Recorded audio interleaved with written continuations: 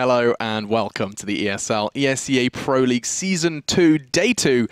And already we have gone off to a bit of a racing start with our first 4 games. All 4 games played out and not to necessarily the most predictable events, at least for one of them. I'm Alex Machine Richardson. I'm joined by Lauren Pansy Scott. Hiya. We're going to be guiding you through tonight's games. But I think before we even address anything that's happening today, we do need to remember what happened yesterday, because it was insane. And I highly recommend you guys head over to YouTube and watch the VOD for the first game we did yesterday. NIP up against Envy over on Train. It was a great game. I even caught that one. NIP just looking a little dangerous recently. We all know they're playing this very puggy, carefree style, but Envy certainly felt the brunt of that, especially on a map like Train, where Envy, when that first came through, they said actually they really liked the map, the way it played out, but Envy looking like maybe they're on a little bit of a downturn after that Dubai event, and NIP just finding a little bit of maybe last-ditch effort form. Yeah, I mean, the point I touched on with Lee yesterday was this whole discussion surrounding like a honeymoon period, it was dubbed. Yep. Kind of that. I don't know how much I kind of subscribed to that idea, but it was definitely kind of attached to Envy very early on when they started to find early success. So, well, when one of your first events coming in is one of the majors and you make it all the way through towards the finals, I think they deserved it for a little while. Absolutely. But I mean, maybe they are just kind of changing things and it's one of those has to get worse before it gets better scenarios. Again, best of one. Let's not crazy speculate, but NIP did look good and mad confident, winning the final round with a triple scout deagle buy. So that excited me. And I actually broke this very keyboard. And I was just more impressed with their T-side performance on Train as well. Something that not many teams can boast with is how confident they were on it and how well it paid off for them. I think on the end, it was like 11-4 on the half almost. So NIP looking really confident then. Yep, second storyline of the day yesterday was, of course, SK with a new mix-up, bringing in the New Blood config from the Reason roster and saying goodbye to Berry. So not so sweet for him. See what I did there? That was very nice. Gross. I like that. Nice. Anyway, puns aside, we did have to say goodbye to Berry, and he was, of course, the in-game leader. So you'll never guess what we had to say about SK's first game. What did you have to say, Alex? They looked a little lost sometimes. No way. Yeah, it's almost like they'd lost their in-game leader. They did. However, Config was he was fragging. We saw him pick up an insane round, like 3K with his USP, holding a sight on his own. So there was definitely a good couple of glimmers from him, but we're going to get to see more of him today. Yeah, and I've got to say, 11-16 result against Na'Vi is not that bad. It was on Cash. It's on Cash, which isn't Na'Vi's strongest suit, but still, it's a puggy map and they seem to do what they needed to. Yeah, and I mean, Na'Vi kind of went from that into an Inferno game, which, again, talking about watching VODs, feel free to watch that one back, because that was such a beautiful example of what Zeus is capable of over on Inferno. He was making mad calls. We saw Na'Vi basically pushing out in, like, quite literally 15 seconds on the clock, and they then pushed out of apps. It was like this mad last-ditch 3 entry frags in 3 seconds. Flamey was on fire. Another one. Oh, I am on a roll today. But yeah, either way, we did see Na'Vi pick that one up in real comfortable fashion against Mouse. 16-5? I think it was something around that. It's always been beautiful to watch Na'Vi. They don't seem to kind of, I don't know, go with the trend of the modern community sometimes. They stick away from the cheesier plays you see. You see the more classic style of CS. I know a thinking man always loves that Na'Vi style. You know, I know Henry's a big fan of it as well. So, well, Henry G, that is. But it's nice to see them doing really well on their T-sides. And this was the first day to me. It was just the T-side performances coming out. They had a very, very strong one there. Yeah, and of course, final game of the day, we saw Fnatic do what Fnatic do best. Defending champions doing exactly the same over in Inferno and looked comfortable. Now, you've given me a nice little segue. Talking about the strength of the T-sides we saw yesterday, there has been a brand new patch very recently released. And of course, we're going to be experiencing that today. So why wouldn't we address what we're expecting to see from this new patch? Because it's a big one. It is. And I think the main encompassing point that we need to hit on here is the fact that the hitboxes now reflect the movement a hell of a lot better, especially in certain instances, bomb plants being one of them, and the other that I mainly focus towards is the ladder play. Now, we won't see too much of it today. We don't really have Train coming through, so we're not going to really see much of at least one part of that aspect. But I'm interested to see how that plays out. And of course, there were others as well. Yes, there were. There's counterplay to the scout now, the jumping scout. You can actually hit him. Because of this change to the hitboxes, you no longer have this weird wonky hitbox when you jump. You can quite literally, there was actually a thread on Reddit where it's like, this feels good to do, and it's just a gif of someone jumping up on D2, do you know, where the boost box is to short, and he just was popping this jumping scout. Very fun to watch. I watched it about 25 times. So that has counterplay now, and that's not the only thing as well from the patch. Yeah, I think the M4A1S is now, you know, good night, sweet prince. It's been a little nerfed, to say the least. Not sure on that one if I like it. I'm a big fan of the M4A1S, and that's now going to be kind of pushed maybe towards the back foot. It costs a little less to buy, but everything else seemed to go down with it. I mean, your positives and your negatives are they're a little out of whack at the moment. But of course, you know, everything is subject to change, as with every patch note. So, you know, don't scream and start tucking him away into his grave just yet. We may see the A1 come back. But of course, you know, what that means on the other side of things is that we are going to be seeing a whole lot more of the M4A4 in these games today. Our players is the point I'm trying to make. Come on, Alex, you got it. You can do this. You can make puns. You can make a sentence. I can do it, I believe. Are we going to be seeing now CT sides look a little weaker if players aren't comfortable with the A4? Well, it's going to be something we're going to find out today, of course. Excited. Considering how strong that T side was in the first play day coming through, I want to see if it's going to maybe replicate today in some bigger aspect. But I can imagine Freiburg might be cracking a little smile right now, the man who was, you know, the patron saint pretty much of the standard M4 for such a long time. He even switched over in Dubai, I believe, towards the silence version. I can imagine he's going to be bringing back out the more standard M4 into this. So we'll have to see how much that affects it. I can imagine with, you know, the rate of fire being adjusted and a lot of other things with the silence gun are going to make the players shy away from it. But that wasn't all. Of course, the Julie's got a little bit of a buff in there. You know, guns don't stick through walls as much or doors anymore. There's still a couple of other changes in that patch. But I think people, if they want to find out more, they can always head over to, you know, the subreddit, check it out yourself, have a good read through, because there's a lot going on there. Yeah, I mean, the kind of final point on the patch notes is the change with the diffusing cables. A lot of people, mixed feelings surrounding this one at the moment. Spider-Man. Yeah, it's a Spider-Man kind of vibe. I mean, it is a question around, you know, has this limited fakes? There's a lot of things look like kind of all eyes on that at the moment. So we'll see how that interacts with our games tonight, which I will tell you now. We'll put them on your screens. You'll see we're going to have 4 more games of CS tonight, all best of 1, and we're going to be seeing who is going to be coming out victorious. The first game is going to be a battle of the Danes. It certainly will be, and that's going to be kicking off on Dust2 between SK and TSM. Now, we know that SK have drawn a little bit of blood away from TSM during IEM. That was on Cobble. It went to overtime, and then, you know, TSM did what they do best and just trashed them. But that was a little bit of a time ago. You know, SK had a little bit of a different roster then. We've seen the new changes coming in. Have to find out how that goes. Yeah, and moving away from that again, back to NIP. See if they can kind of continue down that path of success. We saw them thriving up against Envy over on Train. Now, already, it's safe to say a weaker opponent than Envy, you would think on paper, going up against SK over on Inferno. And we've seen that when NIP play well in this new kind of style they've fashioned, I think Envy found out the hard way. Inferno's not always going to be an awful map for NIP. It used to be quite a strong one, then it really nosedived. And I think it was Thorin actually posted up the stats in best of 3s, how much they've suffered, and the weaker map pool they actually featured really hindered them. But in a best of 1, if they can maybe assimilate some of that style they had over in Dubai, we could see a comfortable victory there for them. Yeah, and then moving on in, more changes, this time for Hellraisers. We saw them having to remove, or I say having to, making the choice to remove Dosia from their roster, which raised a couple of eyebrows because he was always considered a very strong individual, and they have had to mix things up. We've seen Simple playing in their roster, of course. We won't be seeing him here. Instead, they're going to be using a player known as Fix, which, again, talking of question marks, very little known about this youngster. Yeah, I just want to see how well he fits in. I think Cobble's going to be an interesting one to watch. I think Mouse are pretty decent on it as well. I like watching Mouse Sports play. They've had a little bit of a downturn in their performance recently, not as strong as they'd hoped. But, you know, I'm hoping to see them kind of find a little bit more form, and Godby can once again rally the troops back up. I think that's the point to make, because Mouse Sports have already played 2 games and lost 2 games. Yeah. If they could go into at the end of day 2 of the Pro League, and they'd lost 4 games... Yeah. That's horrible. Like, that's almost the same kind of start we saw from Mouse Sports beforehand, whereby they struggled to start the Pro League. The first thing we said in the pre-show yesterday, me and Lee were like, okay, Mouse Sports have a better roster, better results. They get to start the Pro League well. Not if you go 0-4. That's going to be really disastrous for them. So these are actually 2 make-or-break games coming up. Of course, the final game, we didn't quite touch on it. It will be SK Mouse. Yeah, another good game coming up here, but we'll just have to find out who's in form. I think that's the biggest thing here. With all those roster changes, some maybe a little more settled than others, it's about who turns up on the day for me personally, is who's going to find that form when required and really come through the goods. I think only TSM really is the team here that should have comfortable victories, at least in today. I think NIP should be able to win their game out as well, but outside of that, I think it's all form-based and how comfortable they feel on that map with this roster. Have they had time to run anything through, work strats out, or are they just going in Puggy style, okay, let's just win those aim duels and hope we can roll off the back, just, you know, playing the basics?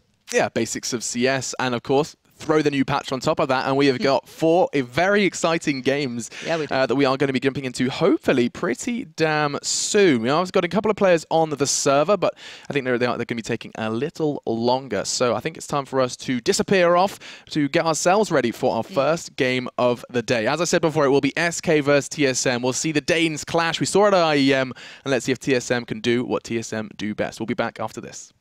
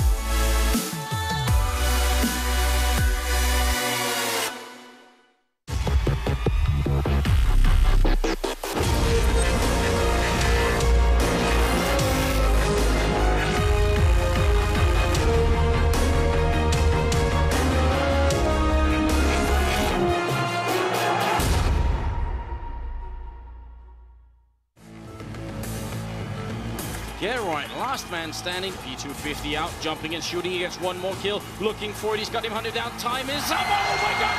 You're already going to be kidding me. The last kill in 1 second left.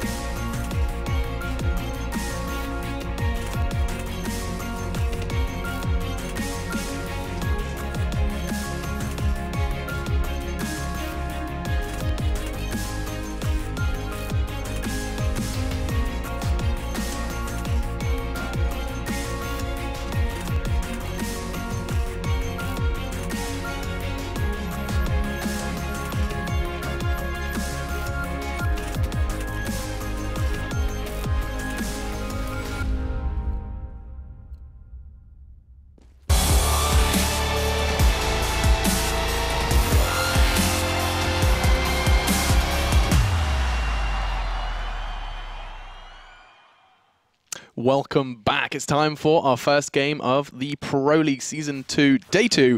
And we said already, SK versus TSM is kicking off over on Dust2. Looks like TSM did pick up the knife, so they're going to have the choice of side going into this one. And I mean, a map like Dust2, I can't help but go back to what Moses was saying not too long ago over in Dubai, where he stated that TSM was, in his eyes, the best team currently on Dust2. They do have a good track record. Just recently, 27 wins to 16 losses for TSM, so you can't really dispute that. But then again, I think SK can maybe pick up a couple of rounds just because this map does lend a little to the style of what they're going to be probably depending upon at present. But I believe we are starting this one off, and we are live into the game. And we can find out how these two are going to be kicking off already, if I'm not mistaken. And Alex, why don't you take us into the first round? Sure thing. Let's see what's going on. They did opt for the full Kevlar for 4 members of their team, and already Carrigan's found 2 very quick Franks, Cadian and SCII are now down. Bomb is not going to be too easy to retrieve. Carrigan was trying to sit on it there. Looks like Freeze had something to say about that. So 4v3 then, as KGB is going to be the one tested by the SK boys. It's going to be Sandon. Oh, it was Sandon. That's a very nice shot connection there from KGB. And then Config and Freeze left to finish this one off. They are still looking towards A, trying to maybe get a little plant going here, but KGB already doing well. And bear in mind, Zipnix is watching that cross too. Freeze is going to have an extraordinarily tough time even making it through here, and there we go. KGB just destroying them as they walk through Cat towards that site, and already a nice start for TSM coming out. Yeah, I mean, just losing the one man, Carrigan, the only one to fall, and you saw he took 2 for the trouble. So very comfortable start then for TSM, oh, wow. And I'm intrigued to see what M4 they've gone for. We're still seeing a lot of A1s, Lauren. I'm surprised by this. Of course, they cost a little less, so I guess they can easily, well, not easily, but they can be more comfortable buying it at the moment, I guess. I don't know. We've got someone AFK in spawn. Caden's just having a chat with his team. He's just chilling out. Maybe Tinder needs some appreciation. Some honeys. And that's unique. So we're going to see how this one plays out. Device in mid. Going to be waiting out with a P90. He's got backup as well. So they have a smoke, so this may very well be their mid to B, potentially, but I think Device is going to have something to say about it with a P90. Only finding 1, but it doesn't look like he's done just yet. 2 now, looking for the 3rd before finally Sandon steps in, but KGB is happy to oblige to finish that one off. All on to Freeze then. He doesn't last much longer. And it does look like TSM's M4A4 at least found 1 frag. M4A1, excuse me. Yeah, it's just the rate of fire just throws me off when I hear it. So they lowered the rate of fire. Just a little recap for everyone. They lowered the rate of fire. They made it a little bit cheaper, but they also increased the amount of spray pattern. The base spread was increased, but the other thing is the armor penetration was also reduced. So it's almost ideal for rounds like this when they know the T-side's probably going to be struggling for it, but we are at least seeing the more standard M4 in the hands of Zipnix. But it's going to be the P90 straight up mid in the hands of Device, and SK being bullied around here, not really having much of a chance to get much done as Device just sprays down, and it's a little bit of a one-man show currently into that round. But that's 3 rounds cleanly for TSM on that CT side, and SK yet to really make an impression into this, but this will be the big gun round coming through, and this is what they need to do to get themselves rolling back into this game. Yep, and we're going to be seeing Freeze then put the AWP in his hands, hoping to try and make an impact with that one. And intrigued to see what SK choose to go for here, because we've seen a whole lot of teams really favouring this kind of slow, kind of cat short play. It's not like Freeze is going to find anything on the cross. That is the 2 players across to be safe and sound. TSM, they've got a lot of presence towards long, and it's going to be tested. Here comes SK, they're throwing themselves through it. It looks like SK have found the necessary frags. Yeah, Zipnix and Carrigan going down along is really going to throw things into the mix because they have no one on towards that platform. So I can imagine KGB is going to be maybe boosted up, but they have no control over short. So they're being a little cautious here just in case. Dupree's going to try and scope it out, see if anyone snuck through, but Device has made himself a little bit of room, going to check it out. So now they've got control at least of some part of the map. They may try and play through the back, but Cadian smartly watching the rotate, letting the others slowly take their way through towards long. But bearing in mind, Sandon and SCII are a little low. It's still going to be a tough task getting through towards that A side. Yeah, it's not going to be easy. I mean, getting such early control of long, it's almost like SK don't know what to do with it. They've been given so much room to move, and Cadian is going to catch a glimpse of 1 towards short, trying to keep 2 players busy, and he does actually get enough information to say to his team, guys, 2 of the 3 CTs are here with me. The call gets made, and immediately SK are going to be punching in the digits. It's actually Config, the newbie, to the team, to the roster. He's going to be getting that bomb down, and now all onto Dupree and Device for TSM. I think they realised that's going to be a bow out, keep those weapons safe, and they're going to watch SK pick up their first round. Yeah, Device is fairly vocal about how he feels the new addition or change, let's say, to the silenced M4. So maybe he's just going to be playing with the P90 until Is this a statement? To be fair, it's kind of warranted, bearing in mind what GetRight was doing during Dubai, just running the hell up mid and showing them, hey, this works. But Device does actually recover a rifle as well, so nicely done by him. Going to make it out there with a little bit of an upgrade, but got to be cautious. And there we go. Does manage to receive 2 rifles, keep them safe, and TSM will at least have those going into this round. But nicely done by SK, taking over long early on, just really forced the issue. They retook control on short, that was TSM. So it was a little bit of a struggle for a degree, but then SK broke through. They got the information required, and that's all they needed. I think, yeah, actually Cadian playing a huge part in that in that round. Not necessarily fragging, but the information he provided by seeing that short player, by keeping both the lower tunnels busy as well. He was really influential in securing that 5 versus 3 win. Oh, very aggressive takedown mid from SK, just going straight up towards short. Ascelian's actually got through, and Device hasn't spotted him out. He will get the shot towards Cadian, though. That's Cadian down, and that should make it a little bit more difficult for SK, but Ascelian was in a good position to maybe catch something off then, but they know there's still Zipnix on the site, so he's still making sure no one's getting through. And bearing in mind, the bomb's still not really made its presence known, and Ascelian's going to work his way back down towards the mid doors. So, Ascelian makes noise. They're going to be well and truly aware, but he's going to get flashed in. Device. Oh, we didn't quite catch him. They didn't get it right, but fortunately, Ascelian wins that aim duel. Is that supposed to happen? Most definitely not. Now, Zipnix is going to be pressurized. I think Dupree realizes that his time may be limited here on B. He's going to try and make a bit of an impact, but Config says no with his M4. And now the numbers of 4v3 and SK have just strolled them into B. It's all theirs, and TSM, they've got another decision to make. They certainly do. Bombs going down, and they have no one near that B side. They don't have much utility either to really retake it, so I can imagine it's save time. They've got, what, 2 smokes, and the AWP still in KGB's hands. You don't want to really give that away, so it's time to save out. But SK, really nice control onto mid, then breaking through. Didn't really play the mid to B side, so they kind of left Zipnix useless there. So he backed out, and it was all down to Dupree, and he just got mowed down. Yeah, I mean, the main kind of observation I have to make there is, how did Ascelian get that frag? Like, that flash was perfectly. That was going to be his way in, but fortunately, Device didn't quite hit his shots, fluffed his line somewhat, and now it's going to be SK's second. You gotta hate it when you fluff your lines like that, but still, 3-2. SK doing well. Once they got those guns in their hands, they're playing this really nicely. And I want to see this more aggression from them. They played aggressive on long, it worked out. They took really good control of mid, it worked out. See if they can keep doing this. Config will be sticking with that silenced M4 in this one. Building up that bank, and they've got a good bit of economy building as well, bearing in mind they're already on 6.5k towards Config, and Freeze keeping 5.9 as well. So let's see if they can get anything across. Not going to catch anything this time. And already you're seeing those 2 players heading down towards those B tunnels, but KGB and Zipnix taking control of short this time, so trying to limit their options. The AWP's going to get boosted up, but great shot from KGB finding Ascelian then. That's going to regain control in mid for TSM. Was that Ascelian jumping as well? Maybe a shot he wouldn't have hit pre-patch. That's going to be 1 man to the good for TSM. Config, he has been ever present towards this B site. He's definitely been lingering around there, both on the B pushes and the not, but I think Dupree is well and truly aware. But I don't think they're going to know Devices here. He's not even playing mid.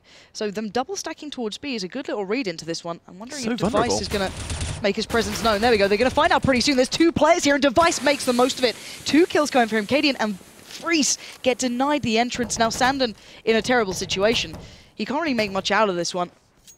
He's got the bomb to hand at least, but Zipnik's already closing in. Carrigan as well. I think he's just going to get that up and try and save, but look at Carrigan already expecting him to make a run for it. This should be Carrigan picking it up. It certainly should be, but oh, Freeze. It's actually, sorry, excuse me, Sandon who gets the necessary frag. He has recovered Freeze's AWP and expecting to be hunted down. It probably is by the 3 TSM members currently residing within the upper tons, but no. So they may very well be allowing it. They nod their heads and say, okay, Sandon, you can have it. Bearing in mind, their economy's not great either. They need to keep these weapons as much as Sandon wants to keep that up in play. The T-side can probably get a fairly decent buy coming into this one, and Sandon still looking for it, just in case he can get a gun away, because they really don't have much. They've got a good deal of utility left. So they want to stay alive in this, take that towards the next round, and hopefully get some control back into this game. So, an important round for TSM. That nice kind of read into their B push. Dupree and Device holding it very, very kind of openly. His peak was so unpredictable. No one's going to be anticipating someone just standing in the open through tons. And now we are going to be going into another buy. That saved AWP is going to be thrown over, and you can see that shot, a fantastic hit from KGB. Even classed as a wall bang, so he was to clip the corner of that wall to find the head of his opponent. Now, though, where does this one start? We saw the entry frag and saw how influential it can be when the CT side do cut down the T numbers early. Yeah, and Device just got caught in those doors as well. He got shot through there by Freeze, so already taken a little low. We saw his impact on that B site, and I actually quite like the way TSM are playing this. It's a little more unique. They're kind of giving up control of mid and playing a lot more from the sites, and then Zipnix, if they feel there's maybe a presence there going mid to B, they'll pop back around, do pre-will fall back as well. So interesting play coming out from these guys. And the Cillian's going to be testing the waters there. He's just on the other side of things, so getting maybe shown to back away from that. Molly's going to come through, deny kind of some of that use of that smoke, but while all this happens, SK are looking to try and take some control towards short, possibly just spread throughout the map, get some information, and see what they can find from it. Yeah, CTs are, I mean, they couldn't be more stretched out. They are a kind of line of blue across D2, and it's actually going to be Freeze who manages to find a way in. Dupree now down and out. I think Cajun's got a surprise in store for us now as he's going to be smoking off. I believe it's going to be the one-way smoke. Yeah, but that's not where they're going. Look at this. They're going straight through mid towards B. Zipnix already crossed over, though. He's playing from the B site. Going to back himself in towards this one. They're going to know Device is surely still here. And where are they going to take this now? 2-2 split. Cadian and Sandon going in through that hole in the wall from the window, but nice work with the split coming in from the B tunnels. SK overtake the site. Perfect play coming through, but Carrigan fancies his chances. He's got time on this one, and here's the option. Oh, he does get the shot just about, but with only 8 seconds left. Where is that bomb? Freeze has it to hand. He's going for the plant. It does come in, but now it's a 2v2, Alex. Yeah, KGB's coming from the back, so they're going to be waiting. I think Carrigan's happy to just keep his eye on the time and wait until they have that even-numbered fight. But Config wasn't ready for that. It's a fantastic swing from KGB as he does manage to bring it into a 1v2. All onto Freestone, and he's getting pressured with the AWP. It's not the ideal weapon, but he does hit the no-scope. This could be beautiful. It is not going to happen. KGB does prevail, coming from tunnels, finds 2 crucial frags, and is going to put 5 on the board for TSM. That was so close, though. I love that play from SK earlier on to take the side itself, but just couldn't handle the retake in the end. TSM investing into that, not necessarily a big risk. They still have a little bit of money, but a risk nevertheless. So 5-2. SK now a little shoddy for money, going in for the kind of smaller buy so they can get that utility to work with. So we've still got the AWP with Freeze there. You can see a Galil coming out, just a CZ as well. So some of these guns certainly far from ideal for the T side. Yeah, absolutely, and I mean, Cadian hasn't picked up a frag yet, and that does reflect in his buy, just a CZ for him. Yeah, this could be big. Carrigan this time has the perfect flash to support him out on long. He does get 2. There's the 3rd for Zipnix. They shut down that presence, and he even predicts Freeze being there to back them up. Now, Cadian, sure, he's got himself in a good position, but there's no one near him, and the bomb's still at long, so he can't pick up much from this. I mean, in a dream scenario, he's going to find Cajun B. But not going to happen. Device does pick it up all too easy, and it's going to be another one on the board for TSM. That's going to be a very scary position now for SK, as they're going to have to go into the world of ecos and see if they can try and get that bomb down. That's going to be their mission, and Cajun's going to be the one that helps them find it with a couple of investments into nades. We're going to be seeing 3 flashes and a smoke for SK to work with. Not a great deal, but maybe a mid to be split. We're going to have to find out what they can do. Obviously, you want to keep those Tech 9s as close as possible. And Device already feeling confident. Look at this, pushing out towards mid. He's got Cajun B kind of almost baiting out a little, saying, all right, there's no one here, but ooh, Device shows his face and does make it out unscathed. Only taking a touch of damage, but Dupree getting flashed out, and here we go. The T-side do make their play. Good work from Asilian there, but there's actually no one else in on the site. Cajun B and Device are just watching them across. The bomb's going down. There's the molly coming in. Great shot from Device, just clipping down Freeze through that smoke and the box. So already SK's chances here certainly dwindling. SK did so much into getting that bomb down. That was really unfortunate. The Device hit such a fantastic shot because that was their way into getting the bomb down. That would have been an incredibly successful round in the eyes of SK. Either way, it does mean that they can go into this one with the full rifles. And I mean, 7-2 already. SK going to be looking to be making a bit more of a dent on this T side. And I think the avenue to do so most definitely has been their control of mid. When they have neutralized the threat in middle, when they have had control, I mean, we saw what happened when Cadian was allowed to just kind of hold the middle area. Whenever SK are controlling it, more often than not, the round looks much, much better. It does, and it looks like SK are playing this one a little slower, and you can't really blame them. They've been trying to go for these kind of early picks. Config! What on earth? How did he just sit in that? He's just down to 22 HP already now. Asilian's just going to try and go for the peak. Try and pick up someone in mid. They know that Zipnix has been playing a little close sometimes. Trying to catch him off device as well by those doors, but Sandon's the one to find Carrigan. That's the difference here. Carrigan going down might open an avenue towards that A site. They've got a little bit of presence towards short. They might actually work off the back of this. Config has become really, really predictable. That's the same position he's been caught out in time and time again now, over towards B. But look at Cajun B here. He's got 3 players going towards him. I think he's reading the situation well. He's going to back out a little bit, give him some time to readjust if required. He's just going to stay as focused as possible on long here with this AWP. Let's see if they're going to go for this. The flashes are in hand. They're going to set him up. Perfect timing with that smoke. That's going to buy so much time for him now. They're going to have to slow down. 35 seconds left. SK might just go through this. They might just flash him out here because they have to make a move soon. That timing is mind-boggling. Pull the trigger, Cajun B. He gets a double before Sandon manages to put him in his place. And now Zipnix is going to be the one who has to hold steady on the site. Cillian getting pressured from behind and in front. Fortunately, though, connects onto device. And now Zipnix wide open. dupreeh trying his best to try and find some sort of safe haven. And it was impressive that Zipnix zoned out Cillian on short, now allowing dupreeh the chance just to creep around the back. He's going to find Freeze, and now just one man stands. Perfect synergy between the two players then. Zipnix, knowing there was going to be a threat from long and short, he focused towards short, took one down, allowing dupreeh the chance to come back through. I feel like we are seeing that same story for SK, where they did just when they aren't getting these opening frags, they do look a little lost. Look at these guys, 4 of them just throwing themselves through a smoke on long. That's not a position any team chooses to be in. That's something they were forced into by TSM. And going into this, if they don't change something, this is going to be a very, very tough half for them to swallow. Well, this is the first time we're seeing 3 players focusing towards that B start for SK. They've been generally sending 2 there just to kind of play through the tunnels, take some control in mid, but I was hoping maybe we see a little bit of a faster B take or just a more initial focus towards the site, because they've just been struggling elsewhere. Those 2 first gun rounds coming through for them were fantastic, but just not being able to replicate that. And Device and Zipnix waiting on this one. The spray comes in, but it's going to be Device, who's just tucked away from the flash, and now perfect timing comes out for Zipnix. He knows how to control this, but it's Config to actually land the shot, so maybe SK can still do this one. Gonna smoke off, but back away. Double smoke as well. Lack of communication from SK. I'll smoke it. No, I'll smoke it. And they do invest 2 smokes on towards that CT cross. Not even choosing to use it, though, as they are relying on Freeze's entry.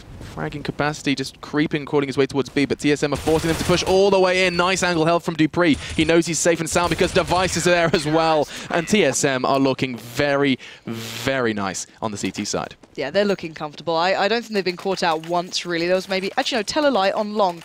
The one time they didn't get control of that early, I think it was Carrigan who went down first, and I think Cajun B fell as well. That's right, yeah, I remember. And that worked out fine for SK, but if they can't catch these guys off guard, it just seems that when it slows down, TSM just regains so much control. And look at the money.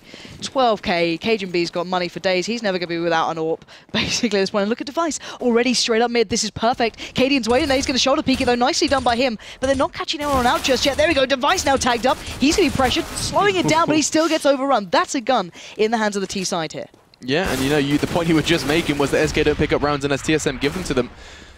And now SK, they are looking a little low, but they did find that opening frag. That's a start for sure, as Carrigan finishes where Device started on config. Cajun B actively peeking middle, but Cillian was ready from Carrigan, trying to keep the pressure on, and SK are going to continue to drop, but they have made an impact. But the A site is completely clear. If they can get that bomb... If.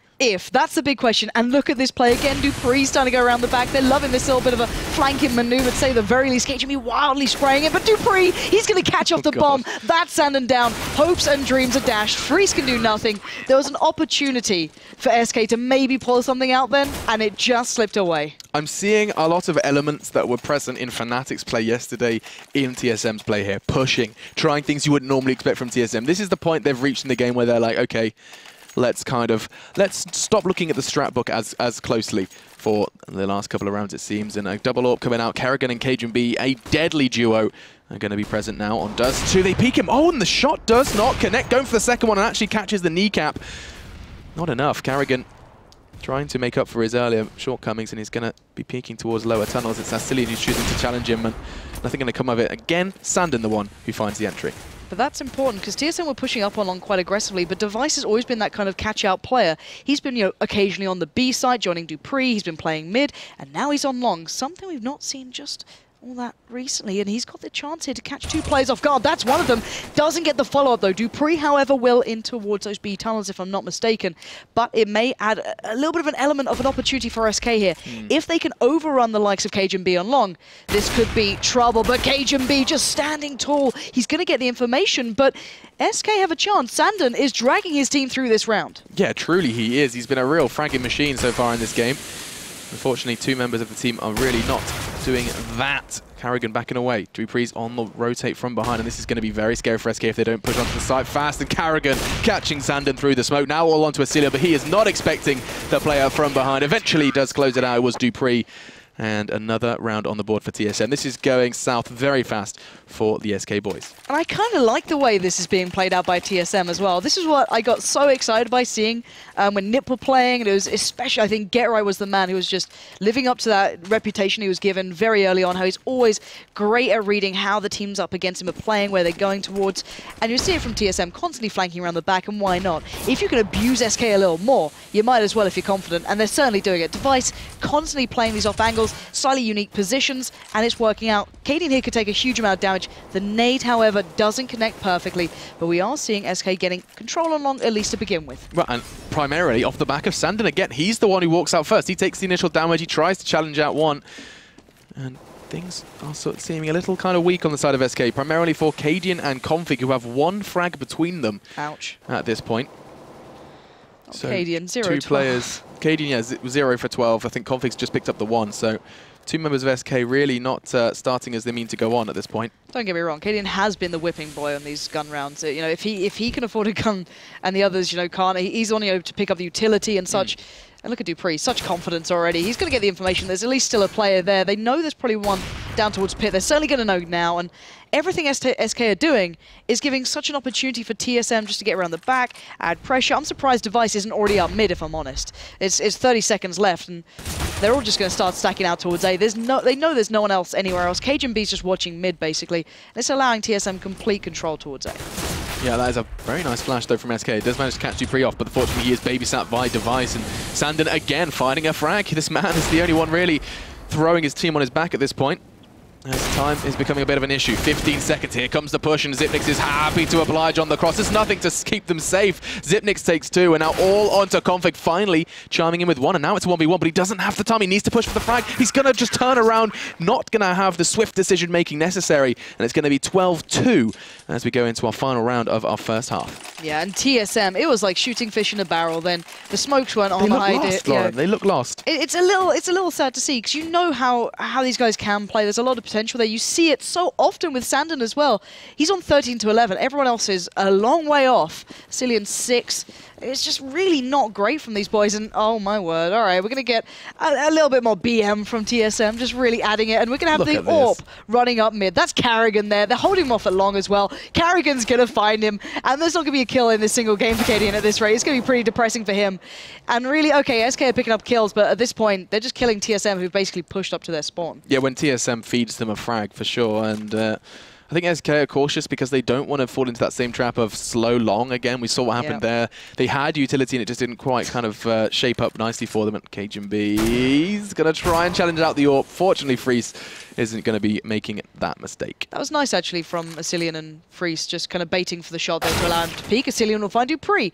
So don't get me wrong, okay? This round is turning in something very good here for SK, but you've got to say, TSM kind of went, all right, you can have this one. We'll run at you. But they will at least get a bump on, I can imagine, at this rate. Xyp9x is so close here. Cillian's in tunnels, though, so he shouldn't allow this to happen. Shouldn't is the main word. Smoke towards the doors. Freeze, well aware of the angle Xyp9x may come from. He'll trickle that nade in. Oh, that's a good molly. I think that's a good molly. It's not going to get him, though. It'll keep him on the site, however. That's the main thing, and Xyp9x knows it. He's going to go and make the most of that one, but he's now stuck in the flames, and Cillian will shut him down. SK maybe redeeming a little bit of face here on the half. Yeah, so that's going to be a slight redeeming feature. 12-3 on the half. Yeah, it's still very slight. And we said before that SK, they were having occasional redeeming moments. The frags would occasionally look really nice. The individuals were hitting shots.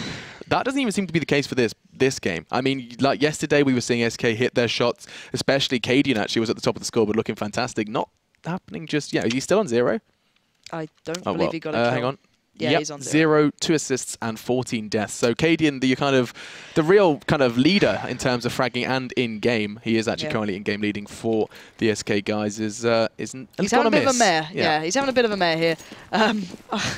I've got to say, 3-12, this is not looking redeemable, but maybe SK can at least pull back some dignity, and TSM's going to go for the Glock train. Stunning little shot from Sandon.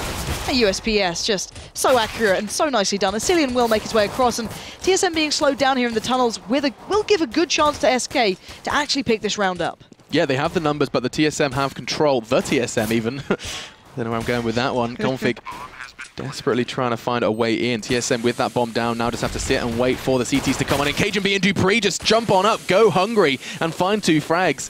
Device and cajunb, they have taken a beating, but they have the site under wraps. Device is not really planted for him, though. That's why he's having to do these peeks, allowing Freeze to land shots like that. Now, cajunb 1v2, stuck on towards the platform. He gets down 1. Freeze on the reload, gets caught out, and cajunb comes in when it matters, saves the day with 3, and TSM don't drop around just yet in the second half. Now, how many SMGs are we going to be seeing in this fray? I'm seeing a UMP, I'm seeing a P90.